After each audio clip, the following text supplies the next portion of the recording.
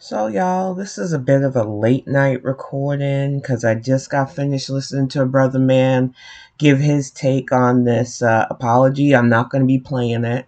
As you see by my recording this, I unsubscribed from What the Dirt, and I don't think I'm changing my mind on that, but I have some feelings after listening to another creator's breakdown on what I feel people are missing on why so many of us got upset in the first place with What the Dirt's take on the Family Matters LP. It's not just about Drake versus Kendrick for a lot of us. I know a lot of us has prefaced that we are pretty much Team K Dot, and we've been pretty respectful. I think I'm very respectful to the people who are still Drake fans that wanted to give him props on certain songs in the back and forth beef, except the Heart Part 6, because we all know that shit was ass. The thing is, when you are an outsider trying to weigh in on things that you might appreciate, because I think you alluded to in the breakdown that I listened to that you've been listening to hip hop since you were 8 or 9. And while that's okay, we want you to appreciate the music. It still doesn't give you an end to our culture the way you think you deserve. And you let a lot of the props that you got from people who've been in this industry for a while get to your head. You let fame get over facts. And I'm telling you, as somebody who had a brief stint in journalism myself, but in the gaming sphere, you have to stick on target. One of the things that I learned doing something like that was people are going to take what you say to heart. I was younger when I did it, so I had to put up with death threats from some of my reviews on games from indie creators and people who just didn't like my takes on things like sexism in gaming magazines. It is what you deal with if you're passionate about what you're talking about. And I only wish that I had the fortitude now that I have now in my 40s to stood by what I wanted to talk about in the gaming industry. But I decided to protect my peace, protect my then young child from the amount of vitriol I was getting. And I said, nope, I'm going to go back to doing regular work for a bit. And then I came back to the commentary sphere in a whole different series of genres, including politics, which is another place where you've got to have a thick hide, a thick skin, because you are up against people who literally want to threaten your life for your opinions on stuff. So when I say what I'm about to say to what you said towards the end of your video about how you don't know if you're coming back and how you're definitely going to take a break is good. But the fact that you're running this fast and not willing to make amends properly is why a lot of people are going to see this apology, if they're like me, as manipulation. And the whole reason why I think it's manipulation at this point is because you didn't have to leave. You could have said to the company man, look, man, I got overheated. Somebody that I admired in the business critiqued me professionally, and I couldn't handle it. I got too big for my britches. I stepped out of pocket. I didn't want to listen to the points you were making about how I was calling black men out of their face, how I was stepping into stereotypes that you admitted you didn't even know about.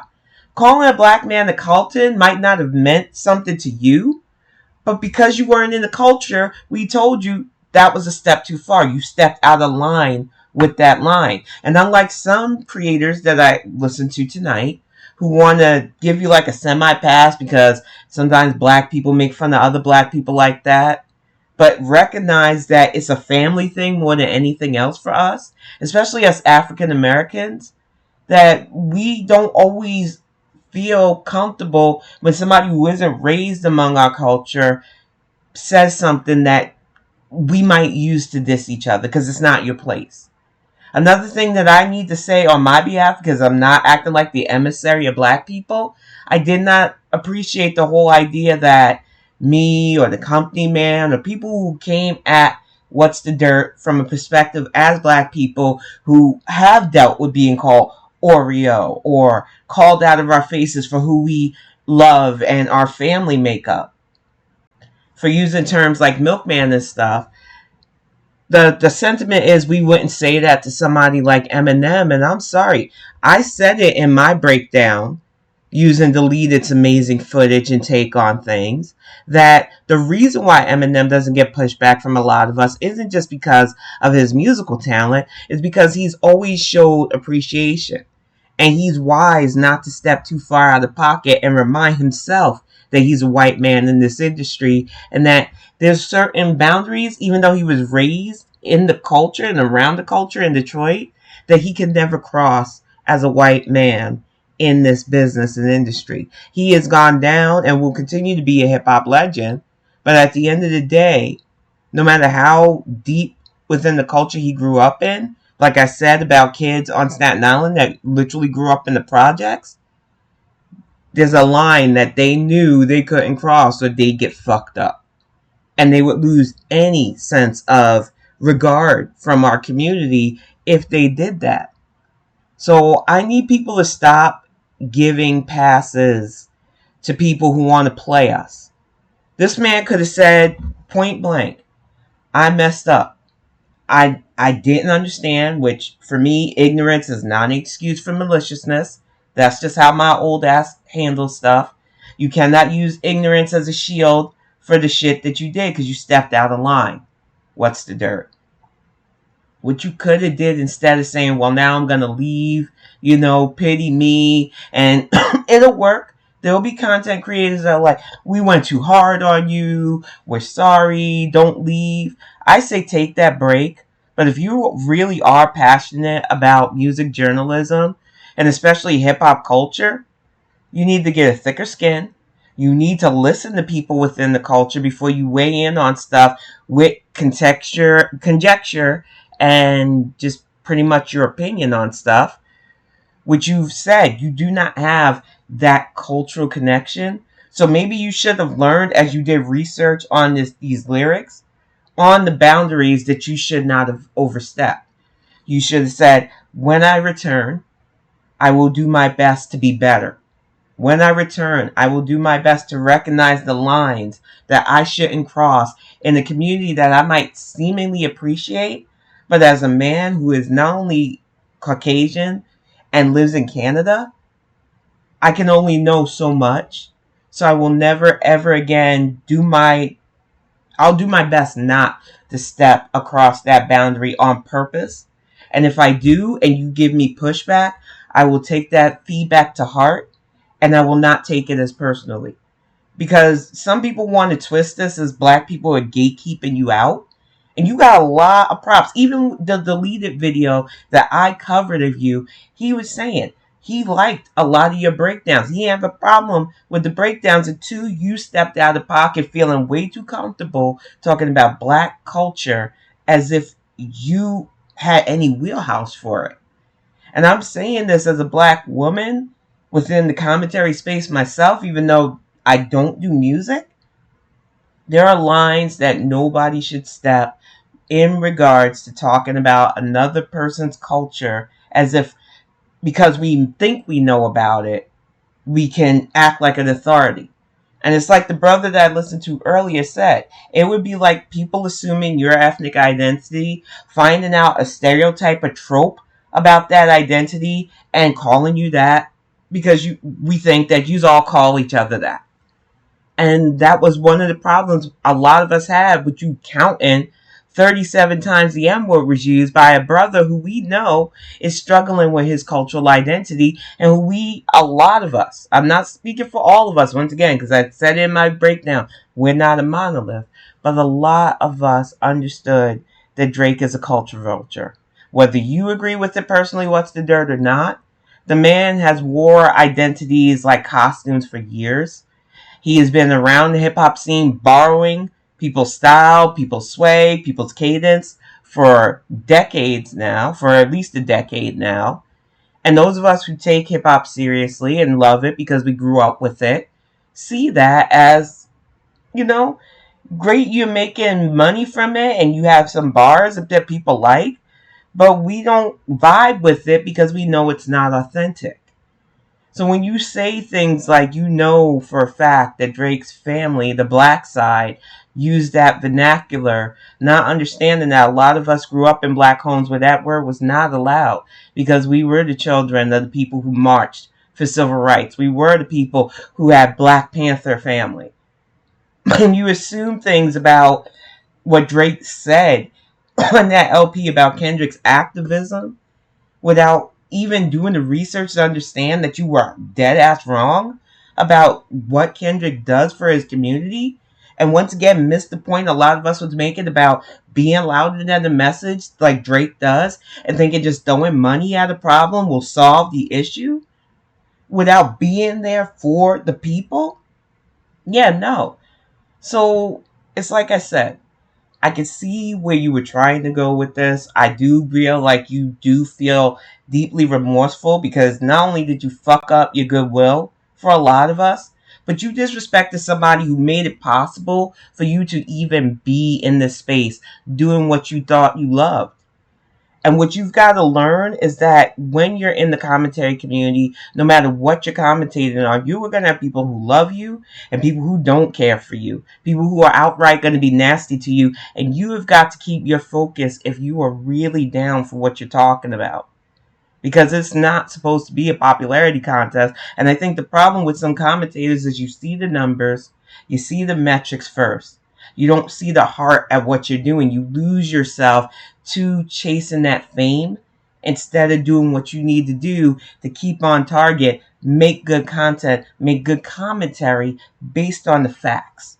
You put fame over that, and that was a mistake. So I hope that if you do come back after this break, because like I said, you're the one towards the end of this said you don't know if you're coming back, that you understand that you need to keep your focus on fact finding. You need to keep personal opinions to a minimum. And you need to be wary of what you're willing to say comfortably to a community that you are definitely not a part of. You can always appreciate the culture, but you are definitely not a part of the culture. And no matter how much you try to force connect, you will always be viewed as an outsider. And while you might not think it's fair, and other people might say, well, I don't think it's fair that we say that, and you can't tell them. No, we can't tell you not to act a certain way. We can't tell you what to say on here. But we can tell you that you will have consequences for your actions if you continue down this road. Because there is no scenario I could see where you should feel as comfortable as you did calling a black man, several black men at this point, several black men, both Kendrick, the Ackman, Tiger Woods, out of their face with derogatory terms like milkman to make a point in a beef that you're not connected to. Drake, as much as I didn't like those insults in some of his diss tracks, as a black man who, even though we say he struggles with it, had more of a right to say what he said about Kendrick, even though it made a lot of us side-eye, especially his slave commentary, than you as a literal Caucasian Canadian man who may have a deep love for hip-hop culture. But as it was pointed out, a lot of your best things is only about our beefs. You went up against a man who doesn't only break down beefs, he breaks down everything in hip-hop, and you disrespected him on a personal level, and your whole apology is, well, I didn't know. I got heated. My girl told me not to. You know, as a married woman, if I explain to my husband, who is not the same culture as me, who is not the same ethnicity as me, that something he is saying is insensitive and that will hurt people, especially black people, he stops. And that was the point we were trying to make with you when you propped Drake up for disrespecting his mom, because we don't do that in our culture. Even when your mom is out of pocket ratchet, we don't disrespect our mamas like that. So if my mom had told me not to use a word on an album or anything I'm doing, you don't do that. But see, because you were raised, I'm assuming, so point me out if I'm wrong, that you were raised where you could speak up to your parents and disrespect them and it was cool. That's not us. That's why Not Like Us vibes with us still. Because people who understood what Kendrick was coming from with not disrespecting your family, especially your mother, not disrespecting your culture, not wearing it as a suit that you can strip on or off like Drake seemingly does, not borrowing what you think is cool, but ignoring the plight that your people are really going for, or think you're throwing cash here and there, especially you get info on people, is enough. This is the problem when somebody who likes hip hop tries to weigh in on something that you can't. You are not allowed, and I'm saying this for me, to call black men out the face or question their ethnic identity. You're not allowed to assume that all black families, because that's the way you came across, whether you liked it or not, use the N word to define ourselves. Black people are not a monolith. And for everybody who is okay with the NIGGA version of that word, there are plenty of us that just don't use the slur anyway because we don't want to open up the room for the people who originally their ancestors used it to dehumanize us to once again start using that word too comfortably. People are not going to take that shit in this day and age. So like I said, if you're really gone, it's sad because it just shows those of us who called you out that we were right about your persona, that you really didn't care about hip hop or the culture because you're not willing to do better and be better. But if you are, come back stronger, come back smarter, come back with facts, and please, please watch the slurs and stereotypes because it's not okay. It's 2024. Be better. I'm going to wrap this up. Thank you all for listening, and hopefully we will see less of this in any commentary space because this shouldn't have had to be said. You're a grown man. You seemingly have a good head on your shoulders, but I just don't want you getting in to this whole idea that it's us versus you. It really was us trying to correct your path before you fell off and crashed out and you ignored a lot of proper advice. So, like I said again before I end this, just be better, dude. Just be better.